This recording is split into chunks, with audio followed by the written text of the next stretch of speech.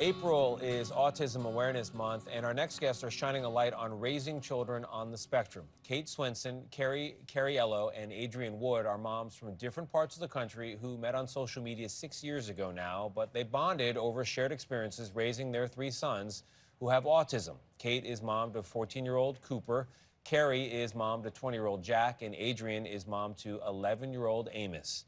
Each has a very different autism diagnosis, but they share their journeys in motherhood and friendship in a brand new book. It's called Autism Out Loud: Life with a Child on the Spectrum from Diagnosis to Young Adulthood.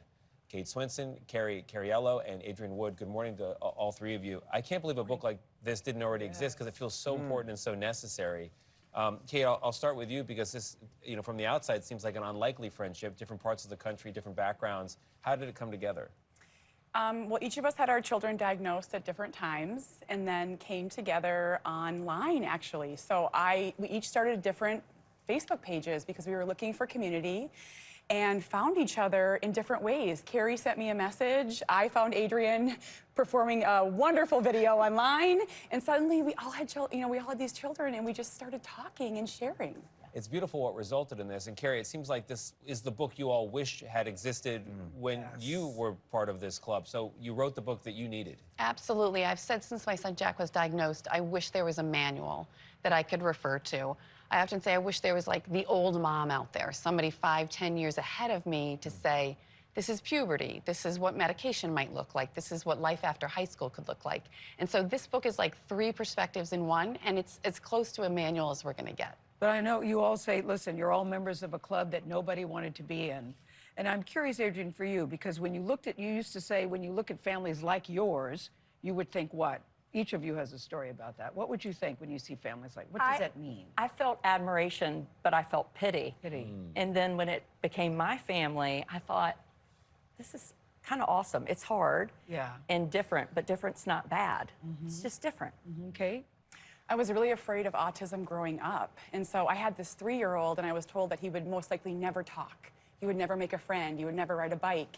And when I would see autistic adults, I was like, that can't be our story. Yeah. And then he grew up and I realized this is great too. And suddenly I've immersed myself in that world. But it's also very hard. You all write in the book that the ages between 4 and 8 are the hardest.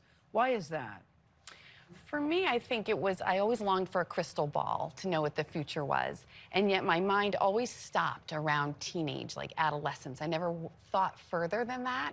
But around 8 to 10 was when I thought, my husband and I started to talk about what does our future look like with this kiddo? Is he ever going to live independently? What are supports going to look like as a young adult? And so that's when the weight of it started to feel a little bit heavy.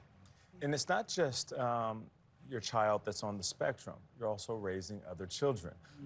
Adrienne, what is it like when you are trying to dive into this world of autism while also raising neurotypical children?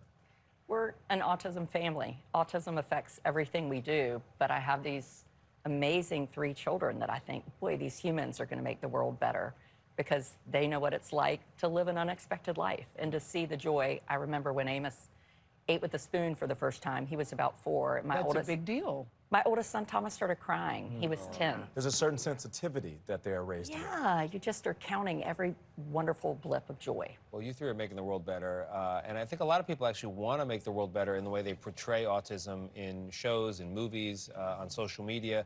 But even if they have the best intentions, they may be getting it wrong. I'm curious, as people living it from the inside, what do you think when you see autism portrayed on any kind of screen or stage? Well, I'm grateful that autism is a part of any conversation in any capacity.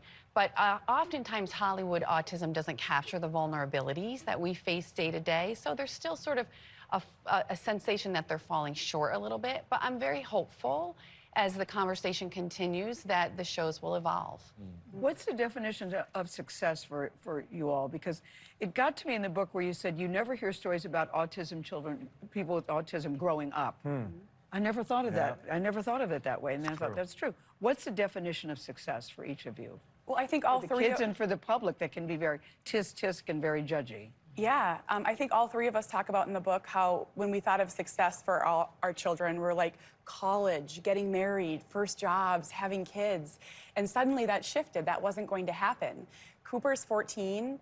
He has 2 best friends now. He can ride a trike. He plays Miracle League Baseball, mostly for the donuts, but he still bats twice. Yeah. And he's happy and he's thriving. Yeah. And so we just have to adjust that lens. What's your message to the public, though, who's watching? Like someone who's getting the diagnosis maybe today. You said you get that diagnosis and your world is rocked and forever changed.